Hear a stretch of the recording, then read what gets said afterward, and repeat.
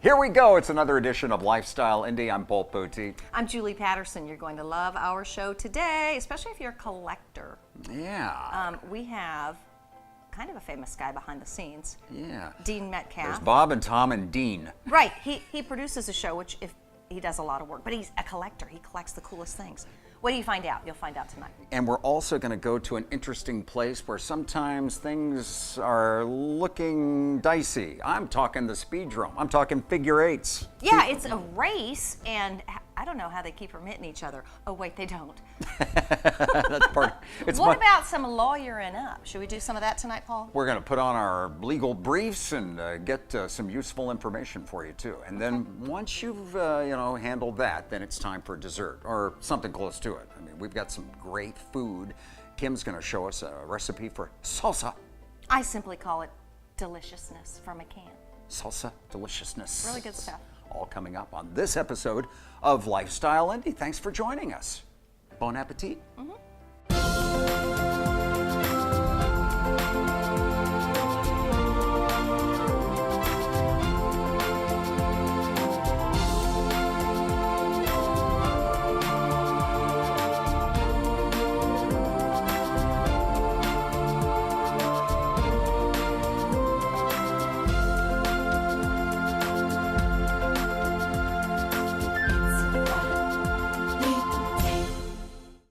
Lifestyle Indy is made possible with support from Westport Homes, dedicated to building homes for every chapter of life, with plans and details that match customer-specific needs and style. Additional funding is provided by Altman, Poindexter, and Wyatt attorneys, serving clients throughout Central Indiana with wills, trusts, and estates, with over 70 years of combined experience. There's the coolest guy in the world that lives right here in Indianapolis, named Dean Metcalf. Oh, I believe I've heard about him on the radio. He is the producer of a very famous morning show that syndicates all over the place. Okay. And he's so talented, and he's got some incredible interests, and he's in 6 bands. He's a sweetheart. He is. But you're a step ahead of me. I've met him, but I've never been in his house. Oh, I was invited over there to see his collections. Oh, you have to see this. Behind the scenes.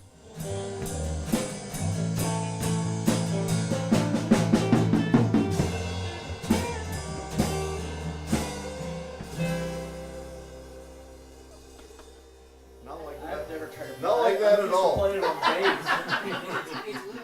So we're here with Dean Metcalf. He is known as the producer of the Bob and Tom Show, Q95 locally, radio. But he is just fresh off of band practice. When did music enter your life, Dean? Oh my gosh, it's hard to remember life before music. Really? Oh, okay. Yeah. So well, just from because a little wee wah on. Yeah, I have older brothers, and so because they were always playing, not playing music, but playing like Beatles records and all that kind of stuff.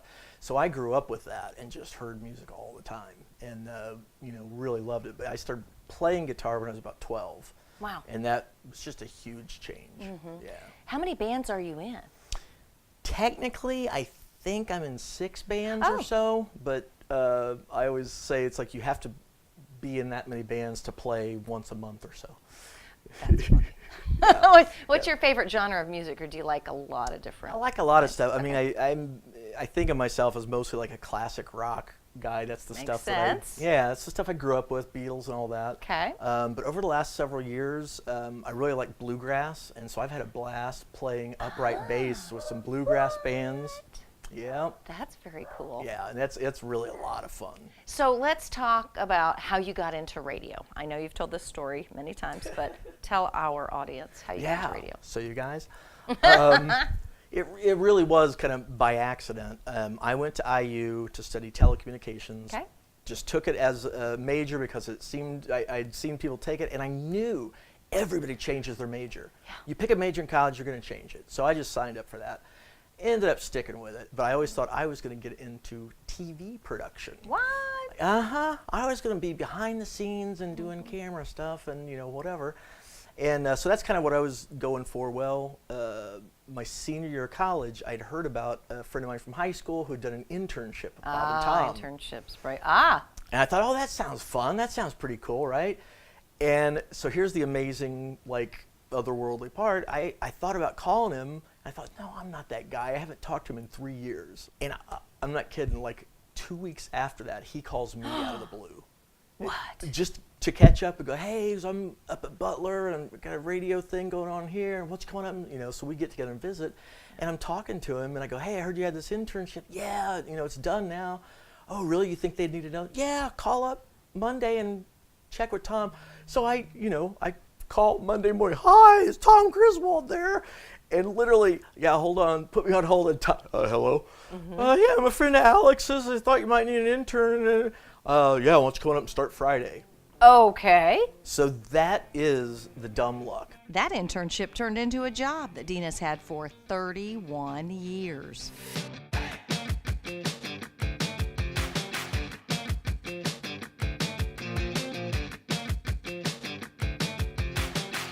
It's been incredible. I always tell people, it's like, I did not have a big enough imagination to picture, like, what's your dream job? What's this amazing? You know, I couldn't have thought of this. Yes. Yeah. Dean has lots of passions: music, dogs and animal care services, monkeys, guitars, and even presidents.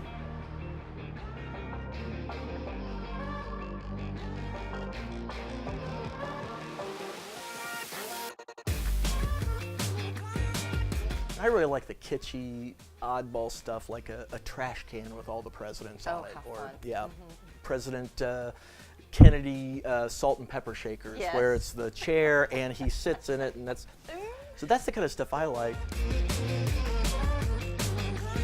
Dean has met so many stars, but does he get starstruck? I'll be in there in the morning and Yeah. you know, answering the phones, and the hotline rings one morning. This is one of my favorite things. I pick it up and it's like, hello, Dean, it's Peter Frampton.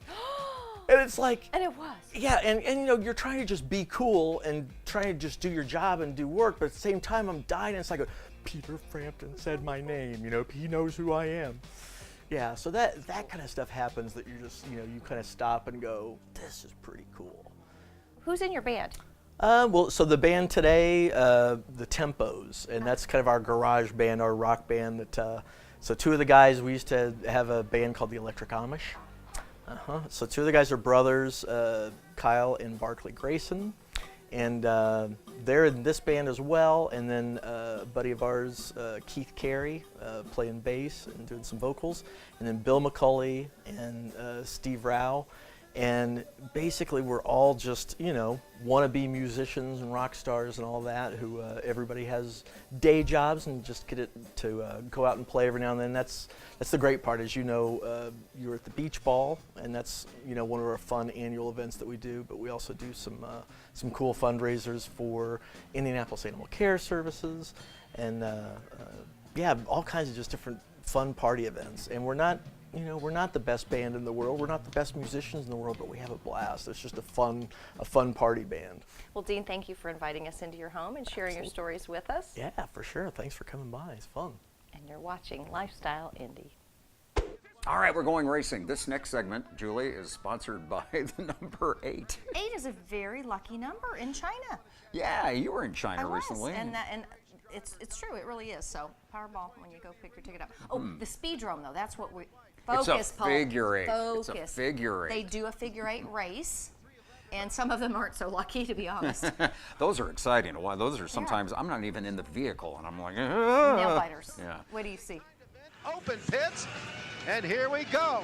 Watch for the fireworks up for the back stretch, and there we go. Drop of the green, and we're ready to rock and roll. The Circle City Pyrotechnics light up the sky. Down on the track, we're lighting it here. We're here at the Indianapolis Speedrome today, and a very historic racing facility built in 1941 and made famous for the sport of figure 8 racing that was invented here in 1952. Invented here at the Speedrome? Invented here. The first figure 8 race held in the world was held here in 1952. We had a gentleman come here the other day, said he was 9 years old. He was here at the very first figure 8 race. That is amazing. Tell me a little bit about, I guess, the genesis of that. They just got tired of just going around and making left turns all the time. What happened there? The history of it and the myth and the legend is that they just had this idea, is like, let's just go and see what happens going through the mud and going around back and forth through the crossover, and you know, the rest is history, as they say. And what happens in a figure 8 race? So in figure 8 race, it is just as you imagine, cars race in a figure of 8, and cars are coming at each other in the crossover. They have to miss each other, and it is the most exciting thing, in my opinion, of racing out there, because there are so many near misses. I've been watching this sport since I was 6 years old. I'm 42. And I will still jump out of my seat for that near crossover collision that happens, 40, 50, 100 times during the course of a figure 8 race. And it is not the goal to slam into each other. No, we're racing super unlimited unlimited horsepower late models here. They're upwards between $40,000, $50,000, $75,000 machines. So these aren't jalopies by any stretch of the imagination. These are high-powered, built specifically for racing here at the Speedrome. And talk a little bit about what makes that figure 8 that much more. It gives it that special excitement. Oh, you can just imagine, thinking about how many times that these guys who are part science, part artists, racing on the racetrack, where they have to gauge at certain points of the racetrack if that gap is going to be there when they come to the intersection, and then doing it around and doing it on the other direction. And you're not just racing the cars that you're racing with, nose to tail, but you're also racing with those guys who are coming at you at the other crossover, at the other end of the racetrack. So it's really much a science, and it takes years for the best of the best drivers who are our drivers here at the Speedrome to become proficient in it. A lot of mileage, a lot of laps, and a lot of hurt race cars. And I think there's a bigger and an older brother somewhere over in the Speedway area, and I wonder how the Speedrome is kind of like the little forgotten brother in some ways. Well, it's very interesting. I mean, without the short tracks and the grassroots racing, there would be no guys racing on that 2.5-mile oval. So, but many of the stars of yesteryear, AJ Foyt and Mario Andretti and Darrell Waltrip drove for my father here at the Speedrome. Tony Bettenhausen, Kenyon. I mean, just the names of the sports in the 50s and 60s. They raced here at the Speedrome, and many times they would say, you'd hear an old timer say, if you can win at the Speedrome, you can win anywhere. And that's just that's kind of the reputation that the Speedrome had here for over 70 years. So I knew there was heritage here. I just wasn't aware the depth of that heritage. For me, it's the Indy 500, and then it's the World Figure 8 Championship right there. That's my rankings of races in the world. Jonathan Bird, thanks for taking us a few figure 8 laps around the Indianapolis Speedrome. Really enjoyed it. Thank you, Mike. Appreciate it. Thanks a lot. I'm Michael Atwood. Well, let's do something useful. Not that we don't always Why do start something. now? We've got some useful and interesting legal advice. Oh, for sure. And it won't cost you a dime. No, it won't. All you have to do is stick around and watch this segment. Hi, we've got Ann Poindexter here talking about easements and right-of-ways. Looks like we're going to have a robust discussion identifying the difference. First, Ann, why don't we try to define the difference between an easement and a right-of-way? Excellent. So an easement is really just the ability to use someone else's property for a specific or defined purpose. Okay. Right-of-way is very similar, except that it is generally the right to use the property for purposes of traveling. And so you hear right-of-way used when we're talking about road or highway right-of-way, or we're talking about rail right-of-way, as in trains. Those are the two most common times that you hear or someone talks about right-of-way. For practical purposes, it is most common that people have questions about or concerns about easements, because the overwhelming majority of people that own a piece of property are going to have an easement on it. Yes. If you look at that piece of property, it's going to have an easement on it. So let's take a look at easements. So what types of easements would someone encounter on their personal property? And then maybe let's look at some commercial issues. Okay. Yeah.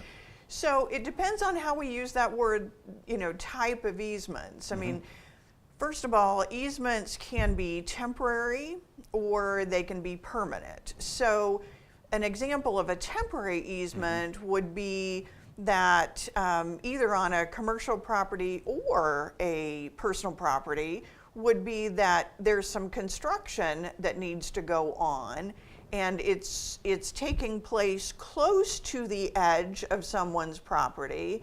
But you know what happens when they're doing construction. It makes a bigger mess, right? And particularly if they're digging, then they have piles of dirt. Yes. So sometimes maybe that equipment or that dirt spoils need to spread out over onto your side. They'll ask you for a temporary easement during construction. So that's a common example of a temporary easement during the period of construction. So 30 days, 60 days, 180 days, whatever the construction period is, they may ask for a temporary easement. Okay, so common situation in property is utility easements. Yes. Yes. And those are permanent easements. Sometimes a utility easement will ask for both a temporary and a permanent easement if they're putting in the utility for the first time, because they'll need more room to work within for the construction. Okay. But if it's an existing utility easement, it's going to be a permanent easement, because those utilities are permanent services, obviously, and they're going to be permanent easements. So in neighborhoods or on highways, if someone has a residential property, how does a right-of-way affect someone's personal property? Most people, for the majority of people that have right-of-way on their property, it's often going to be on the front or the side. Okay. And so anybody that, looks at the drawing or has someone, explain to them the different limitations, legal speak is the burdens on their property, but it's really a limitation on their property. Right-of-way, they need to understand that it means that the authority for the highway or the roads has the ability to expand that paved area, because right-of-way very often extends outside the paved area. Okay. Sometimes it has the gravel or the granular stuff out there. Sometimes it doesn't, depending on where we're looking.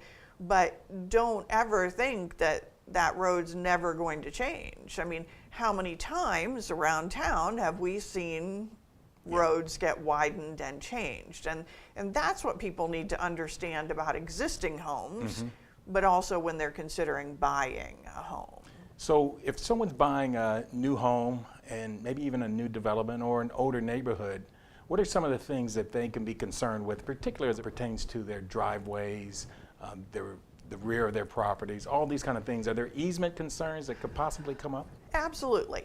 So I want people to look in particular first at utility easements, because whether it's a brand new home or an existing home, I want to know whether they have all municipal services. There are some brand new homes that you can buy that still don't have municipal sewer and water. And for utilities, there are separations that are mandatory between utilities. And so if there's one easement on a piece of property and it's only 15 feet wide and you don't have sewer or water out there yet to the property, then it might be that they're not going to fit within that existing easement. And so you need to be prepared that there could be another easement across your property. Okay, thank you, Ann. I knew that was going to be a robust discussion. I'm Kevin Kimbrough, LifeStyle Indy.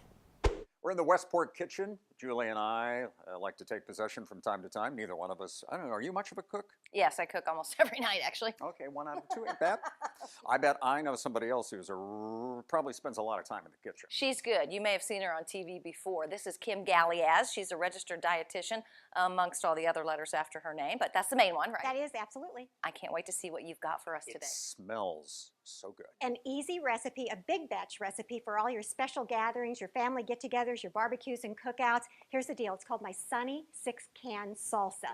And every ingredient is filled with good nutrition for all of us, and especially boomers. So I love this because of that. Okay. 6 cans, no Yeah, waiting. here you go. I'm going to start with my first one. And Paul, if you'll hold up this little colander right here. Well, I'd love to hold Basically, up with these black beans, I rinsed and drained them. And did you know that if you rinse and drain any canned bean, you get rid of a certain amount of sodium? It's a quiz. How much sodium do you get rid of if you rinse and drain those canned beans? Close, 45% at least. So almost So just half. rinse and drain them, okay? And it will reduce that sodium right Interesting. there, Didn't okay? know that. So great. Now, how about some more vegetables? I want you to eat as much of these as you can, or your tomato sauce, tomato paste products, because when you cook the tomato, it actually leaches out more of that lycopene that is great for men and prostate health. So very important right there. Now here's another one, corn. I absolutely love a can of corn because, like all of these fruits and vegetables, every canned fruit and vegetable has just as much nutrition as the fresh counterpart. And I want people to get over their phobia about canned and frozen. This is just so convenient. Now, how about some peaches? This is what's going to make it really sunny. I took the sliced peaches and all I did was drain them, and then I kind of chopped them up. Same thing with these pear halves. And lastly, you got to have pineapple in a sunny salsa. These fruits and vegetables are just chock full of not just fiber and vitamins and minerals, but all those natural phytonutrients that can help boost your immune system, reduce your risk of heart disease, blood pressure, boomers keep it need in that. check. You We absolutely do. How about some green onion? Do you like that, Paul? Yes. You know, I do like onions. Okay. Wait, did you just answer for I me? did, sorry. Julie, do you like onions? I love Okay, all do you the like red spices. onions? So I've got red Yes. onion and green onion. Now, this is 2 whopping jalapeno peppers, and even that jalapeno pepper has some good for you nutrients. And this is cilantro. Now, you got to have a little bit of a dressing, and what dressing would work good with this but some lime Yes. juice? And here's that garlic for your heart health. And I do like to zest the limes as well and add that in. My husband always says he always had too much lime zest, but you know, I can't just have really enough. think it's fabulous. Now, one of my favorite spices is the cumin, and I'm just going to add a little heaping teaspoon, maybe a little bit extra Isn't it to a little that. smoky? It's a smoky, earthy, yet spicy Yes. flavor. And then you got to have a little bit of salt. Let's do about a half of a teaspoon of kosher salt. Okay, and then one last ingredient. Got to have a little bit of oil. I'm going to use about a tablespoon and a half. Okay, so now we've got this dressing. I think everything is added. Julie, do you think I've missed anything on the table here? I see the chips, so we're good. Okay. Yeah, what are we doing with those chips over there? That's going to be our little vessel in a minute. All right. So now Scoop we've it out. added 6 cans, 3 vegetables, and 3 fruits. Guys, I think you need some chips. All right. Okay. Here, have a.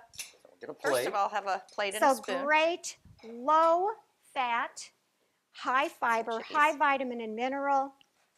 Awesome Great chips. for your cookouts and thank family get-togethers any time of the year, because that's the thing about canned foods. They're available all year round, and that's Thank you, why I Kim. love them so much. That looks amazing. So what do you And think? so colorful, too. Yes. And that's giving your body all those good things to keep you aging well and boost your immunity. I'm glad we're both having the garlic at the same time. Good point. You know what? What? It's so much better than anything in a jar. I love it, yes, I think so. And it's So so much easy better. to make. Just a little bit of chopping. And I just love the blend of the fruits and the vegetables. And it looks like summertime. Yeah, Very colorful. but And I then- make it in the winter too. Thank you, Kim, for sharing your 6-can salsa with us. You're most welcome. Where can we find this recipe? It's at my website, kimgaliaz.com. And we're going to be busy for the Yeah. next few minutes. We'll get back to you, though. Thank you, Kim. Thanks, glad you like it. Oh my goodness. That was an interesting half hour. Always is. Yeah, we're going to do this again, though, before too long. We got to run out now and find a bunch of other interesting topics, too. Oh, that won't be hard in this town. It will not. And we'll be back to show them all to you right here on LifeStyle Indy. Thanks for watching. Oh, yes. And you too. For all things Lifestyle Indy, just visit our website. That's lifestyleindy.com. It connects this TV show with the radio show and the magazine. We've got useful information for people all over central Indiana. And you can follow us on Facebook, Twitter, and Instagram. Pick up Lifestyle Indy magazine at most Kroger stores and libraries. Look for us all over Indy. Listen to Lifestyle Indie Radio Saturday afternoons at 4:30 p.m. on Freedom 95. Lifestyle Indie Radio. Your life, your style. Lifestyle Indy is made possible with support from Westport Homes, dedicated to building homes for every chapter of life, with plans and details that match customer-specific needs and style. Additional funding is provided by Altman, Poindexter, and Wyatt attorneys, serving clients throughout Central Indiana with wills, trusts, and estates, with over 70 years of combined experience.